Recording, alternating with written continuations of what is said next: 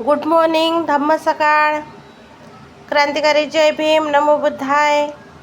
तर आजची सुरुवात झाली आहे बघा, दिवसाची सुरुवात झाली. गुड मॉर्निंग झाली आहे माझी झाडू मारण्यापासून.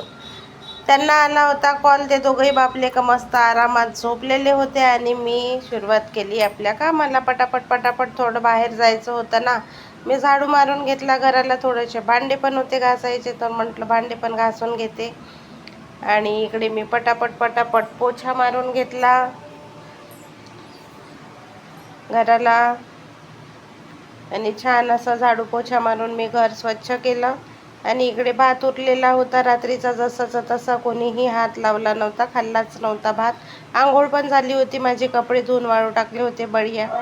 आणि एवढा मोठा गंजभर भात होता उरलेला, तर मग आता काय करायचं, असाच भात जर ठेवला तर कोणीच खाणार नाही. म्हणून मी इकडे फोडणी द्यायसाठी केली संपूर्ण तयारी. इथे पत्तागोबी चिरून घेतली, कांदा कापून घेतला, टोमॅटो, मिरची आणि पाण्यामध्ये मी कढीपत्ता भिजत घातलेला होता. कढई धुवून रेडीच होती आपली, पण म्हटलं थोडं धूळ बसलेली असते ना, तर म्हटलं धुवून घ्यावी. धुवून घेतली. कढई छान अशी ठेवली गरम करायला. कढई तापली, त्यात 2 पळी मी तेल टाकून घेतलं आणि त्यात आपलं राई, जिरं, कांदा फोडणीला घातला आणि मी हिरवी मिरची पण सोबतच टाकली. कढीपत्ता पण छान असा धुवून घेतला आणि तो पण तडतड करायला तयारच होता. आणि सोबतच मी टोमॅटो आणि पत्तागोबी टाकली. पत्तागोबीला थोडा कच्चेपणा राहिला की खूप छान चव येते बघा भाताला. भात मी मोकळा करून घेतला इकडे आणि तो मी फोडणीमध्ये मिक्स केला. मिक्स केल्याच्या नंतर छान असा गरम करून घेतला. त्याला छान अशी वाफ निघेपर्यंत मी त्याला शिजवून घेतला भाताला, म्हणजे छान असं ॲरोमा येतो आणि चव पण खूप छान मस्त एक नंबर येते.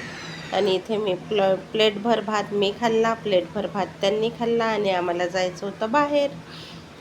तर म्हटलं खाऊन पिऊन थोडं थोडं नाश्ता करूनच निघावं, कारण बाहेर आपल्याला काही खायला वेळ मिळतो नाही मिळतो काही भरोसा नसतो, तर घरून आपण काहीतरी खाऊनच निघालं पाहिजे. इकडे झाली होती मी तयार, रेडीच झाली होती, म्हणजे बिलकुल आपली साधी तयारी होती. पण आपला काळा गॉगल डोळ्यावर लावायला तयारच ठेवलेला होता मी, कारण कसं उन्हामध्ये जेव्हा आपण गाडीवर बसून निघतो ना, तेव्हा डोळ्यातून पाणी गळतं बघा. तर आपला गॉगल रेडीच, कारण वारा लागतो भराभरा. इकडे आपली लाल उडण परी एका पायावर उभी होती, मग तिला बाहेर काढली, तिला ठेवली होती सावलीमध्ये, कारण बाहेर उन्हामध्ये जर ठेवलं तर सीट येते गरम. सीट गरम आल्याच्या नंतर काय होते हे तर तुम्हाला माहीतच आहे.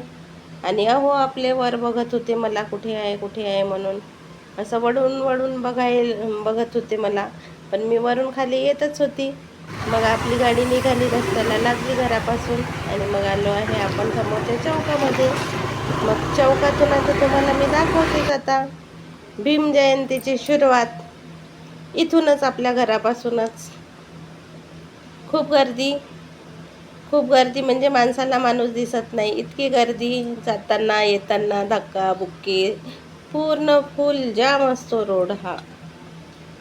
आणि भीम जयंती निमित्त आपलं सजलेलं शहर बघा.